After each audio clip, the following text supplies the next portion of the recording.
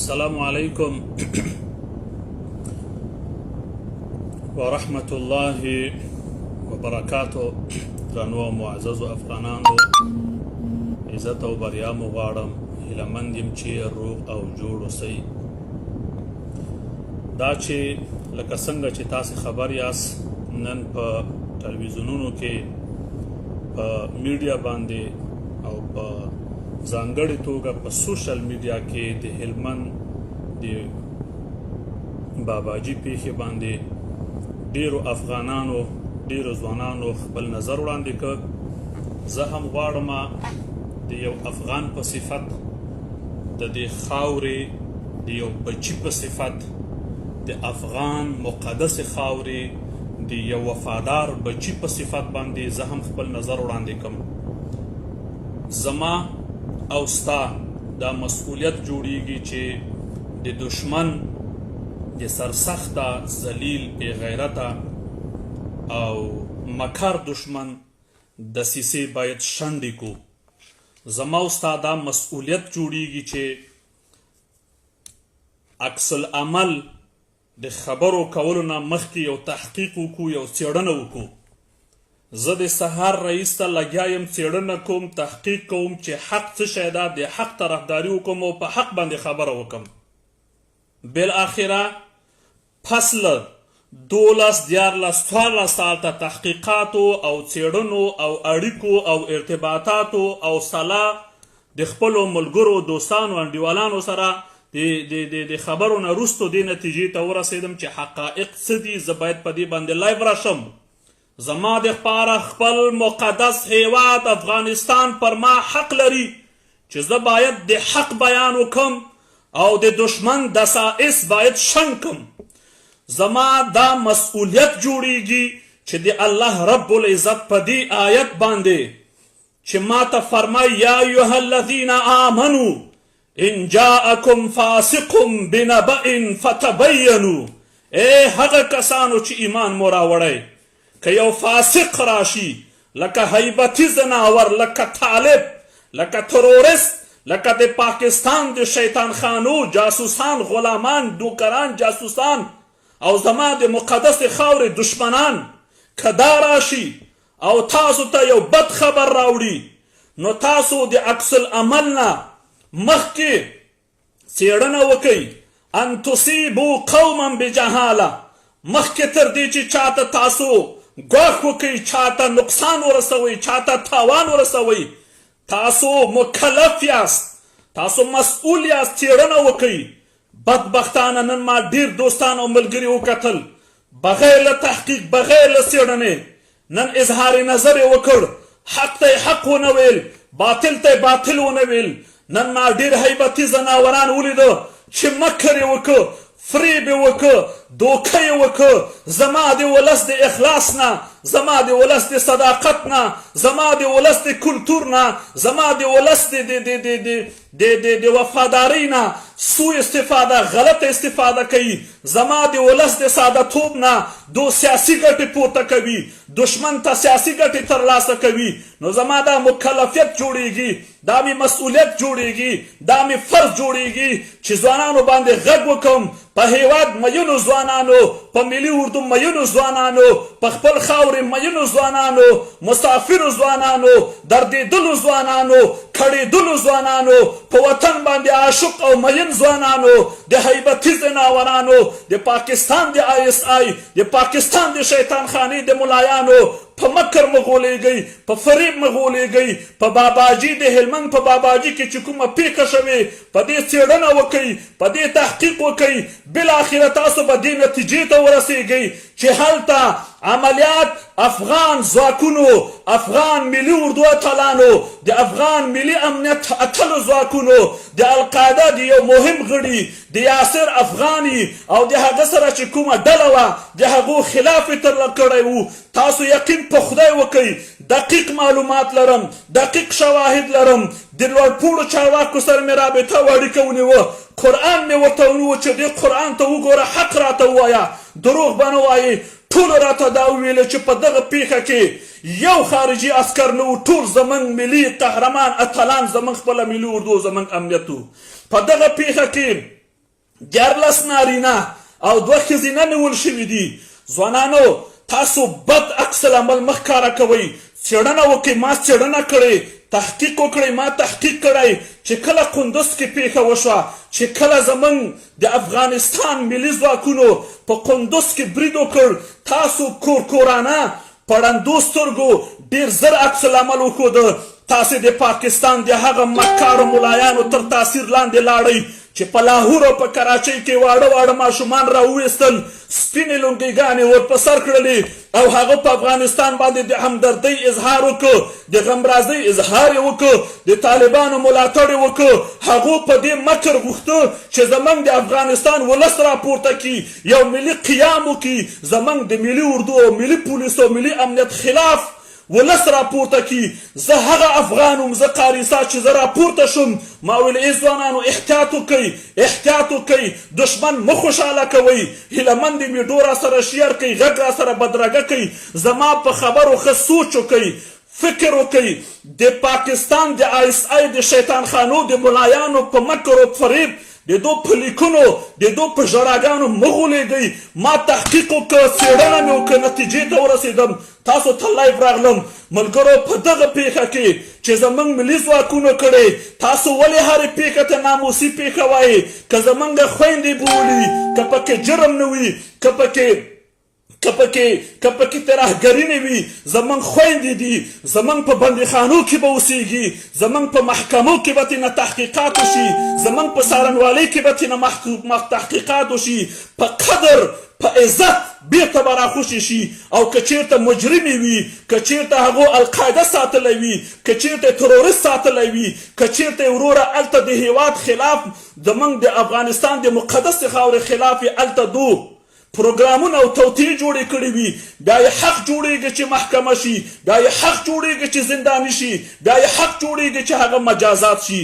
ملګرو عملیات افغان ځواکونو د القاعده د یو مهم غړي یاسر افغاني په خاطر کړی او زموږ د افغان ملي اتلانو ډلې ورپسې ورغلي.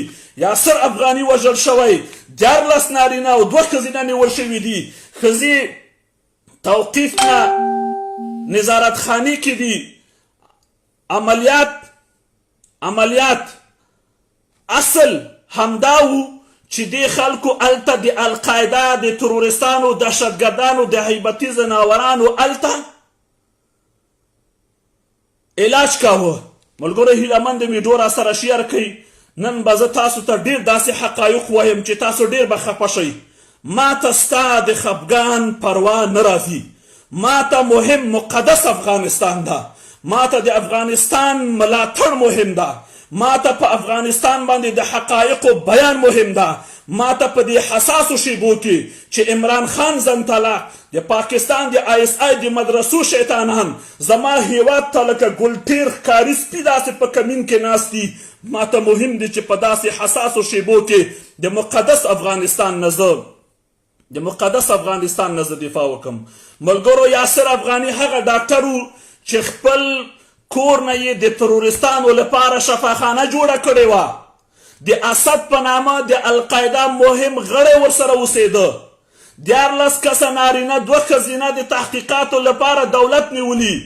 ټوکې ورسره نه کوي، تحقیقات به کوي. ای خلکو ولې هرې خبرې ته تاسې وایي چې دا زموږ ملي ارزښتونه دي؟ ولې هرې خبرې ته تاسو ملي ارزښت وایي؟ دا هیواد تاسو ته ارزښت نه لري، دا خاوره تاسو ته ارزښت نه لري، دا ټول ولس تاسو ته ارزښت نه لري. موضوع ډیره حساسه ده. یوه خطرناکه کړۍ، یوه خطرناکه هسته ده چې په خپلو مکرونو او فریبونو باندې غواړي ولس راپورته کړي. د القاعده مهم غړي هلته نیول شوي، د القاعده مهم غړي هلته وژل شوي او د هغو ځینې ډاکټران هم بندیان دي. یاسر افغاني هغه ډاکټر ده چې خپل کور یې د ترورستانو او دهشتګردو دپاره شفاخانه جوړ کړی و او عملي جګړه یې کوله. دولت د خلکو د احساساتو د کنټرول په خاطر چې طالب ورنه استفاده کوي، ډیرو ځایونو کې د عملیات نه بیرته په شا کیږي. دهشتګرد ونیسي دا ولس خلاصوي، ترورست ونیسي دا ولس خلاصوي. نن طالب د ولسي خلکو په لباس کې سړکونو ته راوځي او د القاعده د ترورستانو لپاره لاریون کوي، خو همدې هیبتي ځناورانو دا هیر کړل چې ننګرهار، قندهار، کابل او نور ولایاتو کې د دوی په خرمرګو بریدونو کې زموږ څومره خویندې په شهادت ورسېدلې، څومره خویندې مو بې عزته او بې سیرته شولې. زموږ ولس بړون وي چې اوس هم د هیبتي ځناورانو د پاکستان د شیطان خانو د مکارانو په مکر وغولیږي. ولسه د طالب هغه خرمرګي بریدونه مو هیر شول چې زموږ د ملکي خلکو غوښې د سړکونو او دیوالونو سره ټوټې سریښ وو، هغه تاسو نه هیر شول. نن را سره د ملي اردو یو اتل، نن را سره د ملي اردو یو قهرمان را سره غږېده او را سره خبرې کولې. ویل قاري صاحب ما هلمند کې 6 کاله وظیفه کړې ده، 6 کاله به خدمت کړی، کوڅه په کوڅه باندې بلد یم.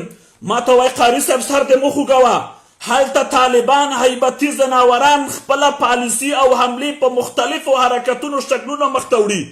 چې کله اردو شهید کی وای طالب یم، او چې کله ونیول شي بیا وای غریب بزګر یم او غریب دهقان یم.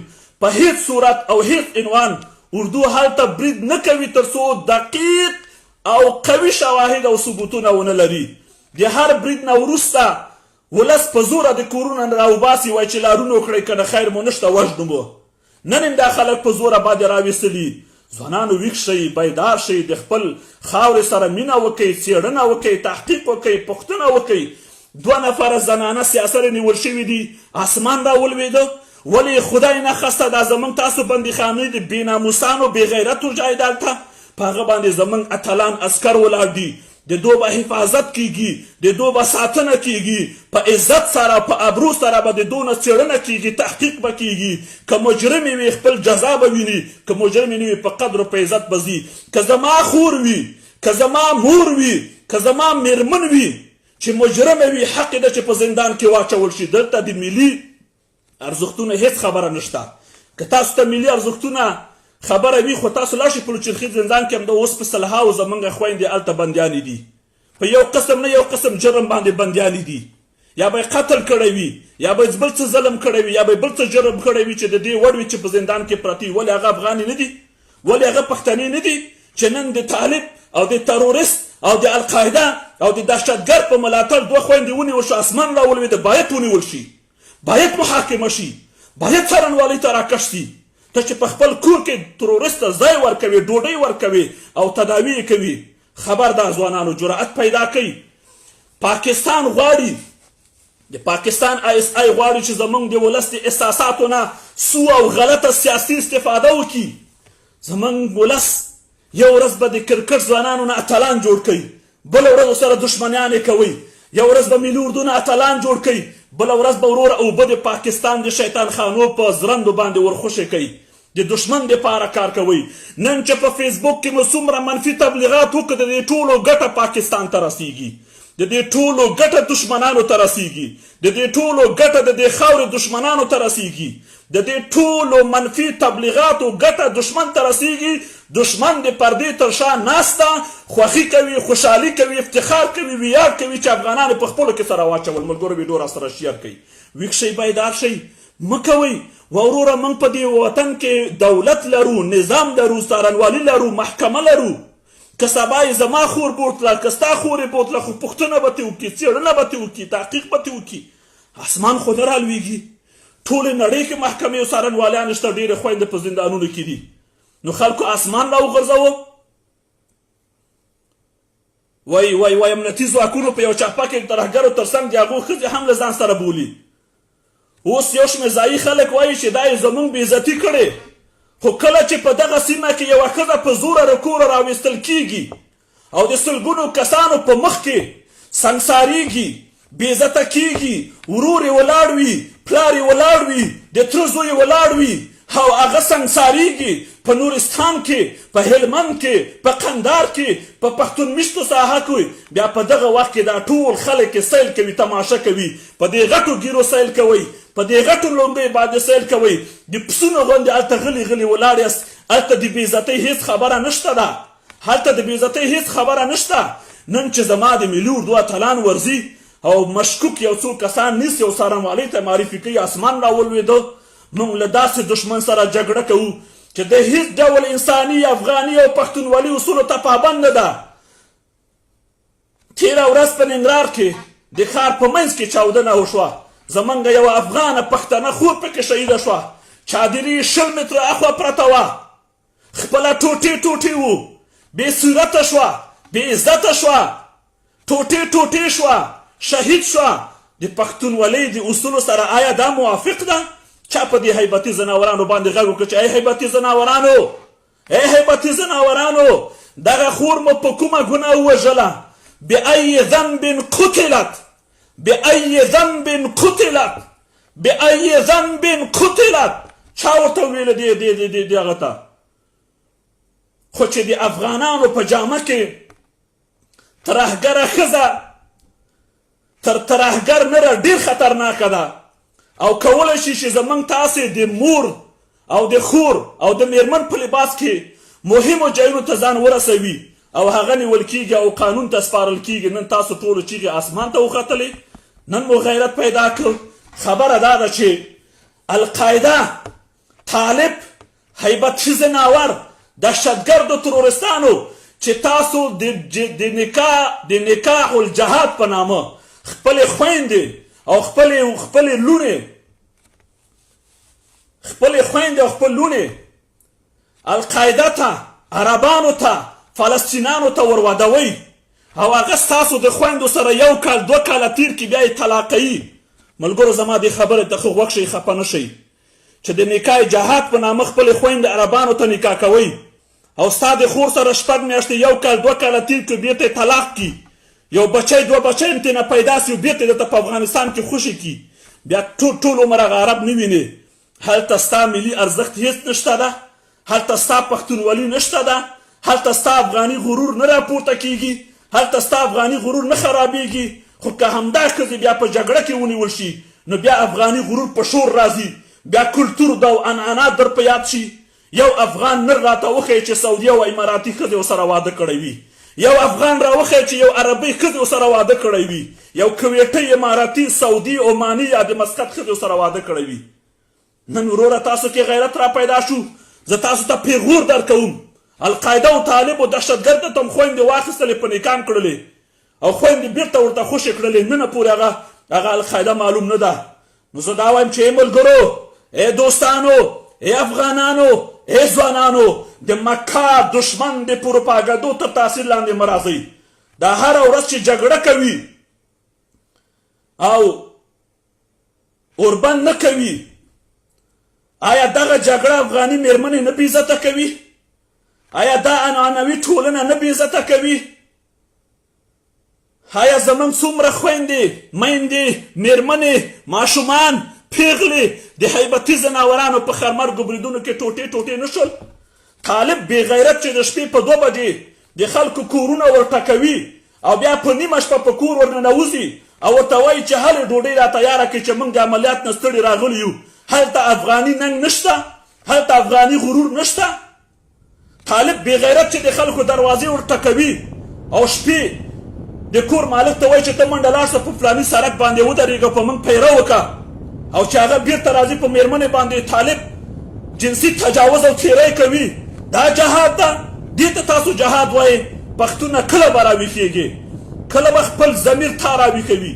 کله به د وجدان راویښېږي؟ کله به د وطن سره مینه پیدا کوي؟ پښتونه هندو خپل وطن نه ورانوي، سریلانکایی خپل هیواد نه ورانوي، بنګالی خپل هیواد نه ورانوي، دغه پنجابی چې تور پورې خاندي دالخور پنجابی خپل هیواد نه ورانوي. تا خپل هیواد تباه او برباد کړ. نن چې 2 خویندې نیول کېږي اسمان را وغورځېده، ولې عرش عظیم را وغورځېده، ولې څه کفر وشو؟ تحقیق به وشي، څېړنه به شي، هېڅ خبر نشته.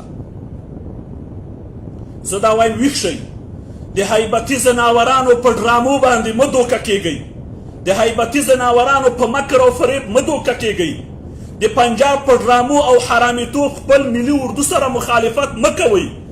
قسم د اشتباه کوئ، قسم د په غلطه روان یاست. دغه کوم جنگ چې روان ده د امریکا سره ناست یې ورسره روغه کوي. زما ملي اردو نن د وروره د قندار ژورابک ولسوالي وایي که ته وایي هلته د جنګ ده، بالامرغاب کې د جنګ ده، په هلمند کې جنګ ده، په ننګرهار کې په شینوارو کې جنګ ده. په خوګانیو کې جنګ ده، په اسارک کې جنګ ده، خو د امریکایي سره ناستې هلته مزې چرچې ورسره کوي. هېواد مو تباه او برباد شو. دوی وایي حالی چې ملي ارزښتونه مو د پښو لاندې شو. یو سړي وایي غوږ ګاټه سر یې وبایله. ته د غوږ غم کوې، د خلکو سرونه لاړل. ته ملي ارزښتونو غم کوې، موږ نه هېواد لاړ، موږ نه بچي لاړل، موږ نه خویندې میندې لاړې، بېعزته شولې. زموږ د 40 کاله تباهي او بربادي وشوه.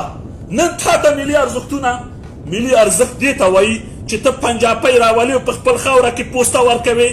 ملي ارزښت دې ته وایي چې ته په حصارک کې د پنجابي جنډه پورته کوې. ملي ارزښت دې ته وایي چې ته په پکتیکا کې د پنجابي جنډه دې پورته کړې.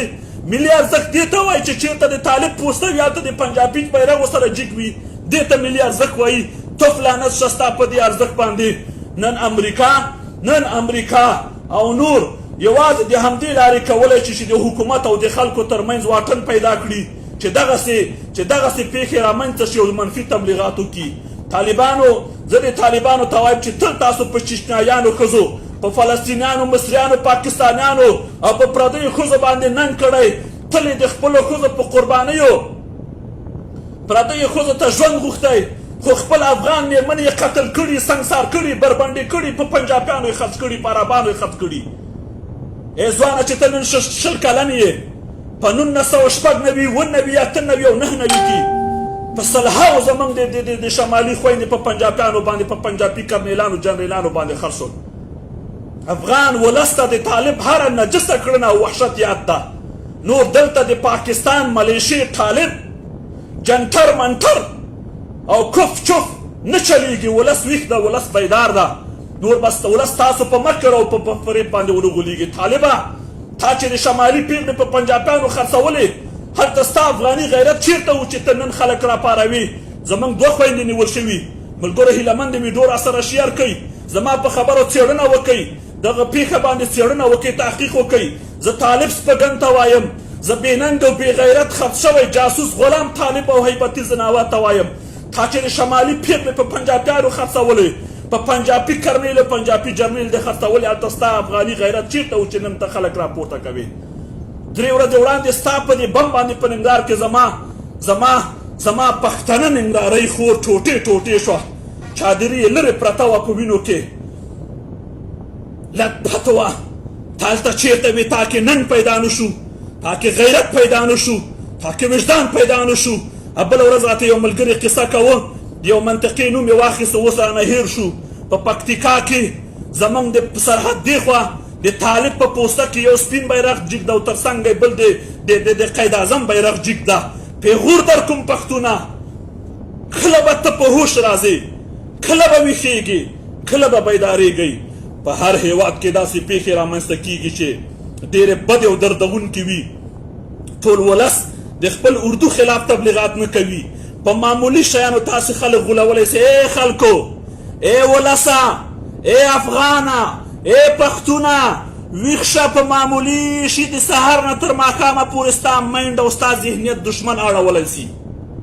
ستا مایند او ستا ذهنیت، ستا فکر ډېر زر دشمن اړولی سي. هلې چې اسمان راولوېده، دغه د قندوز پیښه چې کله وشوه، دشمن غوښته چې ولس راپورته کړي، دشمن غوښته چې ملي اردو بدنام کړي. زما د قسم په خدای وي چې زه د ملي اردو اتلانو سره کله غږېږم، هغوی موږ ته وایي چې زموږ قمندانان، جنرالان او مشران په موږ دا تحقیق او دا ډېر په موږ تاکید کوي چې خبردار، ډېرو ځایونو کې ګزاره کوئ، ډز ونه کوئ،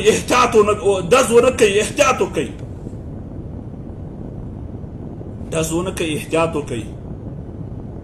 خو دغه طالب زناور چې زما اردو په شهادت ورسوي، ویاله طالب دا جهاد یې وکړ، خو چې دی ونیول سي بیا همدا سپین ږیري ورپسې راځي. دغه زموږ سپین ږیري تعلیم نه لري، مه خفه کېږي، غولېدلي دي. دا ګیرو والا، لونګیو والا غولېدلي دي. 40 کاله یې وطن تباه کړ، 40 کاله یې تباه او برباد کړلو، 40 کاله یې خپل عسکر ووژل، خپله اردو یې ووژله. پخوا به یې ورته خلقي کمونیست ویل، وژل به یې. نن ورته د امریکا ګوډاګی وایي وژني یې. 300 کلنه قوي مسلکي اردو مو درلوده، تاسو خپله تباه او برباد کړه. د نورو هیوادونو خلک په خپل اردو او عسکر باندې افتخار کوي. اردو او عسکر او امنیت د یو هیواد دبدبه ده. د یو هیواد عزت ده، د یو هیواد قدرت ده، د یو هیواد اردو ده، د یو هیواد نام و نشانګ و ننګ و غیرت ده. خو زمونږ په هیواد کې خلک وژني. څوک چې شپې ستا امنیت ساتي تی وژنې، څوک چې ستا دپاره په سختې ګرمۍ کې پیره کوي تی وژنې، څوک چې ستا دپاره په سختې یخنۍ کې سرحدات ساتي تی وژنې. کله به ویښېږي، کله به بیدارېږي. ای پښتونه، ای کاش یا مو په وطن کې ناخوالې نه وای، یا موږ د دې هیواد نه وای. ټوله نړۍ امن ژوند و زندګي کوي، ټولې نړۍ ځان ته خپل هیوادونه جنت جوړ کړی. زما دا ځوانان چې دا په پردیو هیوادونو کې مسافر دي، د چا د لاسه دي. زه یوه خبره کوم ځوانانو، په نرمه یې درته کوم چې هر کله یوه پیښه کېږي اول یو څېړنه وکړئ، اول یو تحقیق وکړئ. عمران خان وایي چې زه هر څومره مصارف وي زه منم، چې هر حکومت راځي زه منم. دا یو نفر ډاکټر غني نه منم، ځکه نه مني چې د ډاکټر غني په وجود کې د پاکستان زوال ویني، د ډاکټر غني په وجود کې د افغانستان ترقي ویني، د ډاکټر غني په وجود کې د افغانستان اقتصاد ویني. نن یې ډوزماران هم ملاتړ شوي د پاکستان. طالبان خو یې پخوانه بچي وو، غلام و نوکران. زه تاسو ته ای پښتنو چې کله سمیع الحق به وي چې طالبان زمونږ بچي دي، دا تاسو ته غیرت نه درځي؟ چې کله سمیع الحق به وي چې طالبان همارا بیٹا ہے، بچے ہے، تاسو ته غیرت نه درځي؟ دا څه معنا ورکوي؟ معنا دا ورکوي چې دا زمونږ نسل ده، چې موږ یې څنګه ګډوو هغسې ګډېږي. ای ځوانانو چې تاسو په پردیو هیوادونو کې مسافر یاست، تاسو لاشئ د چا په هیواد کې چې کله یو سیګرټ وکئ او دا د سیګرټ دا فلټر چې آخر کې پاتې کېږي تاسې بې ځایه نشئ اچولی. هر سړی راځي په دا اوږو د ټپوي وایي بې جایه دې واچوه. خلک د خپل هیواد سره دومره مینه لري او تاسو خپل وطن په یو نوم او په بل نوم باندې تباه او برباد کړ. زه تاسو ته قسم په الله یادوم چې وطن سره مې مینه ده. دردېدلی افغان یم، مسافر افغان یم، په پردي هیواد کې خوشحال نه یم، د هیچ چا سره وابسته نه یم، د هیچ چا نه رزق روزي نه خورم، د الله روزي خورم او دا مې ایمان ده. والله خیر الرازقین. تاسو ته سوال کوم، خپل وطن مه ورانوئ، د خپل اردو مخالفت مه کوئ، د نظام سقوط ته مه خوشحالېږئ. زموږ مشرانو تل نظام ته سقوط ورکړی. غازی امان الله خان نظام ته سقوط ورکړ، داود خان ته سقوط ورکړ، هغه پسې نور راپورته شو، ترکي ته سقوط ورکړ، هغه پسې نور راپورته شو، حفیظ الامین ته سقوط ورکړ، هغه پسې نور راپورته شو، ببرک ته سقوط ورکړ، هغه پسې نور راپورته شو، نجیب ته سقوط ورکړ. سقوط د حل لاره نه ده، اصلاح د حل لاره ده، اصلاح د حل لاره ده. ای ځوانانو مه غولېږئ. زه پوهېږم چې زما په دې خبرو به تاسو ډېر غوسه شئ، زه پوهېږم زما د نن شپې په ویډیو به تاسو ډېر مانه خفه شئ، خو ستاسو غوسه او ستاسو خفګان دا د خپل یو سایډ ته وي. ما ته مهم زما د وطن ملي ارزښتونه دي، ما ته مهم د افغانستان د ملي اردو عزت او ابرو ده، ما ته مهم د هغه شهید د وینې قدر و عزت ده چا چې د دې هیواد مقدس افغانستان دپاره قرباني ورکړې ده. زما دپاره د وطن امنیت، زما دپاره خپل هیواد افغانستان مهم ده، زما دپاره هیواد افغانستان مکه معظمه ده، زما دپاره زما هیواد افغانستان بیت المقدس ده، زما دپاره زما هیواد ګران افغانستان مدینه منوره ده، زما دپاره ګران افغانستان زما ایمان ده. د افغانستان سره بې وفایي نه کوم، د افغانستان سره جفا نه کوم، د افغانستان سره خیانت نه کوم، د افغانستان سره مینه لرم، لیونۍ مینه لرم، عاشق یم، ورته وفادار یم. دغه وطن مې ایمان ده، دغه وطن مې ایمان ده، دغه وطن باندې یرغل نه منم، دغه وطن سره جفا نه منم، دغه وطن سره خیانت نه منم، دغه وطن ته ترقي غواړم، دغه وطن سره مینه غواړم، دغه وطن کې پرمختګ غواړم، دغه وطن کې اتفاق و اتحاد غواړم. دغه وطن دا ځورېدلي دردېدلي کډوال مسافر بچي په خپل هیواد کې راټولېدل غواړم. زه ګران افغانستان د ټولې نړۍ نه پرمخ تللی غواړم. وطن سره لیونۍ مینه لرم، عشق لرم، محبت لرم. که څومره ټاپي را باندې ولګوئ مسلمان یم، مؤمن یم، په الله مې ایمان دی، په قرآن مې ایمان دی، په محمد رسول الله مې ایمان دی، والقدر خیره و شره باندې مې ایمان دی، والبعث بعد الموت باندې مې ایمان دی. اشهد ان لا اله الا الله واشهد ان محمد رسول الله کلمه ګویم، وطن ته وفادار یم، پنجابی تور مخی نه منم، ذلیل حیبتي ځناور باندې مې تحقیق کړی، څېړنه مې کړی، نتیجې ته رسېدلی یم. دشمن ته وفادار ده، د دې خاورې ته خائن ده، دې خاورې ته جفاکار ده، غلام ده، نوکر ده، مزدور ده، خط شوی ده. زما مقدس افغانستان ورانوي، زما خویندې کونډانوي، نه منم. زما میندې بورې کړې حیبتي ځناور نه منم. د دې خاورې دشمن ده. زما خاورې ته چې هر څوک خدمت کوي هغه زما ورور ده، هغه زما وفادار ده، هغه سره مینه لرم، هغه سره محبت لرم. مذهب سره زما کار نشته، د دین سره زما کار نشته. زه ګران افغانستان ته خدمت ته نه غواړم. هغه که د افغانستان یو هندو بچی وي، که اهل هنود وي، که په هر مذهب وي، که سني وي، که شیعه وي، که په هر دین باندې وي، چې زما افغانستان ته وفادار وي زما ورور ده. که زما د اسلامیت ورور نه وي، د انسانیت ورور مې ده، د افغانیت ورور مې ده، د پښتونولۍ ورور مې ده. نو ملګرو هیله یم وطن سره جفا مه کوئ. لاړ شئ د نورې نړۍ نه د خپل هیواد مینه زده کوئ. هندوان د خپل هیواد سره مینه لري، سریلانکایان د خپل هیواد سره مینه لري، بنگلادیشان د خپل هیواد سره مینه لري، جرمنیان د خپل هیواد سره مینه لري، امریکایان د خپل هیواد سره مینه لري، افریقایان د خپل هیواد سره مینه لري. تاسې ولې ورانوئ؟ تاسې ولې تباه کوئ؟ تاسې ولې وژنئ؟ تاسې ولې وژل کوئ؟ تاسې ولې مکتب سوځوئ؟ تاسې ولې روغتون سوځوئ؟ تاسې ولې عرب ته په خپله خاوره کې ځای ورکوئ؟ تاسې ولې امریکایانو ته په دې خاوره کې ځای ورکوئ؟ تاسې ولې د جهاد په نامه زما خاوره مو د جنګ میدان جوړ کړی؟ تاسو ولې د جهاد په نامه عربان دلته راولئ؟ تاسو ولې د جهاد په نامه امریکایانو ته دا زمینه مساعده کړه چې زما مقدسې خاورې ته راغی؟ تاسو ولې بې همته یې چې روس په تاسو راغی؟ تاسو ولې بې همته یې چې انګلیس په تاسو راغی؟ تاسو ولې بې همته یې چې غرب په تاسو راغی؟ ولې یو غربي په بل غربي نه ورځي؟ هغه همت لري، ځان نه دفاع کړي، خپل هیواد یې ساتلی، ټکنالوژي لري، قوت لري، اتفاق لري، اتحاد لري، وطن سره مینه لري. تا نه د چا حیا نه کېږي، ځکه په تا باندې راځي. ویښ شه، بیدار شه، وطن سره مینه وکړه. د وطن په مقابل کې د هېچا جګړه مه منه. د وطن کې دا کوم جنګ چې روان ده تباهي ده، بربادي ده، دې ته جهاد نه شو ویلی. زما د مور وژل جهاد نه دي، زما د خور وژل جهاد نه دي، زما د بچي یتیمانول جهاد نه دي، زما د ښوونځي او روغتون او لارې بودرې ورانول جهاد نه دي. دا جهاد نه ده، دا فساد ده. تاسو غولېدلي یاست، تاسو برین واش یاست، تاسو غولېدلي یاست، تاسو په پیسو خرڅ شوي یاست، یا غولېدلي یاست یا خرڅ شوي یاستئ. تاسو په ګیرو خلک دوکه کوئ، تاسو په لونګیو خلک دوکه کوئ. زه په ځوانانو غږ کوم، ځوانانو وطن سره مینه وکئ. ځوانانو وطن سره مینه وکئ. ځوانانو وطن سره مینه وکئ. د خدای قرآن روی ته وګورئ، دا وطن تاسو د لاسه ټوک ټوک ده.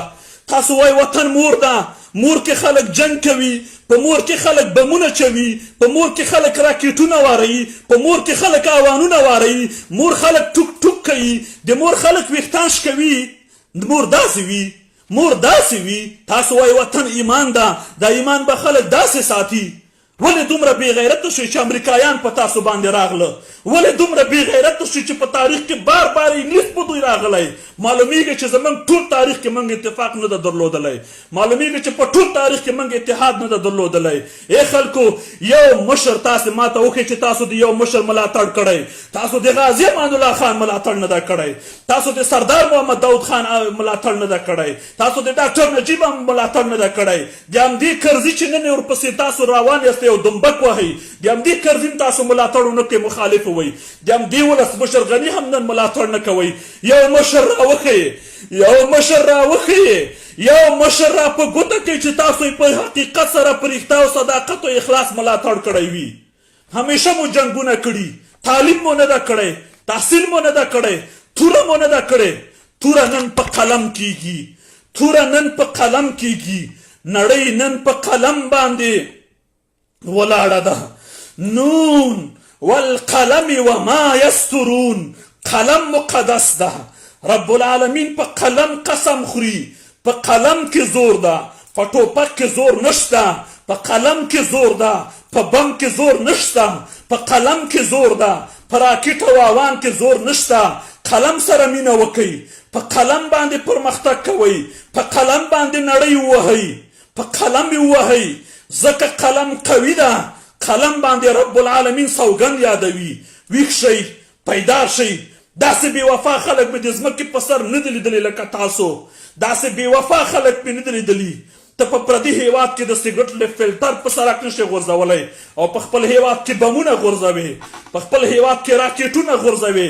طالب دې غولوي، ملا دې غولوي، آیسای دې غولوي، د پنجاب نوکر دې غولوي، د ډول ته دې د هر چا ډول ته ګډېدلی.